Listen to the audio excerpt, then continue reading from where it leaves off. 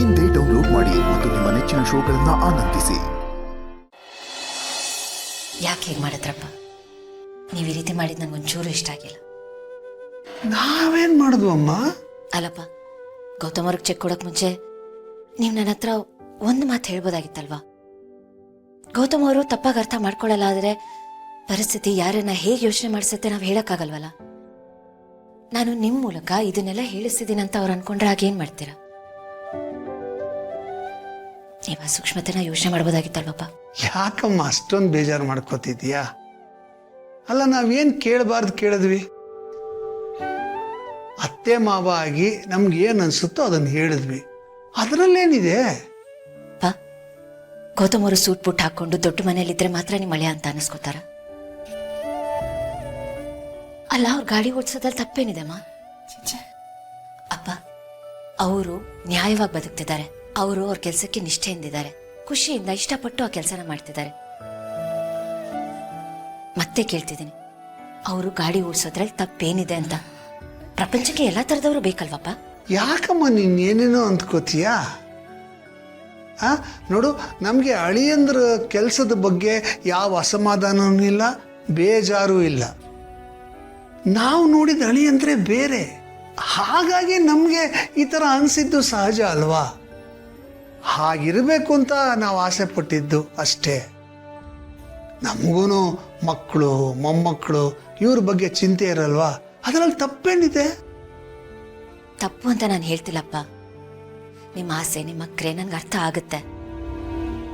ಆದ್ರೆ ನಿಮ್ಮ ಮಗಳು ನೀವ್ ಅನ್ಕೊಂಡಾಗ ಈಗಿಲ್ಲ, ಚೆನ್ನಾಗಿ ಬಾಳ್ ಬದುಕ್ತಿಲ್ಲ. ನೀವ್ ಅನ್ಕೊಂಡಿದ್ದಂತ ಜೀವನ ಅವರಿಂದ ಕೊಡಕ್ಕಾಗ್ತಿಲ್ಲ ಅಂತ ಅವ್ರಿಗೆ ಅನಿಸ್ಬಾರ್ದಲ್ವಾ? ಅವ್ರ ದೃಷ್ಟಿಯಲ್ಲಿ ನೀವು ಸಣ್ಣವರಾಗೋದು ನಂಗೊಂಚೂರು ಇಷ್ಟ ಇಲ್ಲಪ್ಪ. ಅದಕ್ಕೆ ಈ ರೀತಿ ಹೇಳ್ದೆ. ನೀವ್ ಏಕಾಏಕಿ ನಿರ್ಧಾರ ತಗೊಂಡ್ರಿ, ಅದು ನನ್ಗೆ ಬೇಜಾರಾಯ್ತು. ಅಯ್ಯೋ ಕಂದ, ಯಾಕೆ ಈ ರೀತಿ ಮಾತಾಡ್ತಿದ್ಯಾ? ಇಷ್ಟೊಂದು ಬೇಜಾರು ಮಾಡ್ಕೊಳ್ಳೋ ಅಂಥದ್ದು ಏನಾಗಿದೆ ಈಗ? ಅಳಿ ಅಂದ್ರು ನೀನು ಅನ್ಕೊಂಡಿರೋ ಥರ ಏನು ಅನ್ಕೊಂಡಿರಲ್ಲ. ಸುಮ್ಮನೆ ನೀನೇ ಇಲ್ಲದೆ ಇರೋದು ಯೋಚನೆ ಮಾಡಿ ಇದನ್ನು ಕಾಂಪ್ಲಿಕೇಟ್ ಮಾಡ್ತಿದ್ಯಾ ಅಷ್ಟೆ. ಗೊತ್ತಾಯ್ತಾ? ನೋಡು ಕಂದ, ನಾನು ಬೇಕಾದ್ರೆ ಈಗಲೇ ಹೋಗಿ ಅಳಿಯಂದ್ರ ಹತ್ರ ಸಾರಿ ಕೇಳ್ತೀನಿ. ನನಗೆ ಆ ಥರದ್ದೆಲ್ಲ ಏನಿಲ್ಲ. ಅಯ್ಯೋ ಅಪ್ಪ, ಪ್ಲೀಸ್, ಅದೆಲ್ಲ ಏನೂ ಬೇಡ. ನೋಡಿ, ಈಗ ನೀವು ಅವ್ರ ಹತ್ರ ಹೋಗಿ ಮಾತಾಡಿ ಈ ವಿಷಯ ನನಗೆ ಗೊತ್ತಾಗಿದೆ ಅನ್ನೋದು ಅವ್ರಿಗೆ ಗೊತ್ತಾಗೋದು ಬೇಡ. ಇದನ್ನ ಇಲ್ಲಿಗೆ ಬಿಟ್ಬಿಡಿ ಪ್ಲೀಸ್. ಸರಿ ಮಗಳೇ, ಇನ್ಮೇಲೆ ಇಂಥ ಪ್ರಯತ್ನಕ್ಕೆ ಕೈ ಹಾಕೋದಿಲ್ಲ, ಓಕೆನಾ? ನೋಡುಕಂದ, ಭಗವಂತ ನಮ್ಗಿಷ್ಟೆಲ್ಲ ಕೊಟ್ಟಿರ್ಬೋದು, ಅಳಿಯಂದ್ರಿಗೆ ಸಹಾಯ ಮಾಡೋ ಅಷ್ಟಕ್ಕೆ ನಾವು ಬೆಳೆದಿಲ್ಲ ಅನ್ನೋದು ನನಗೂ ಗೊತ್ತು. ಆದರೆ ನಿಮ್ಮ ಜೀವನದಲ್ಲಿ ಯಾವಾಗಲಾದರೂ ನಮ್ಮ ಸಹಾಯ ಬೇಕಾದರೆ ಅಳಿಯಂದ್ರಂತೂ ಕೇಳಲ್ಲ, ನೀನು ನಮ್ಮ ಮಗಳಾಗಿ ಕೇಳು ಕಂದ.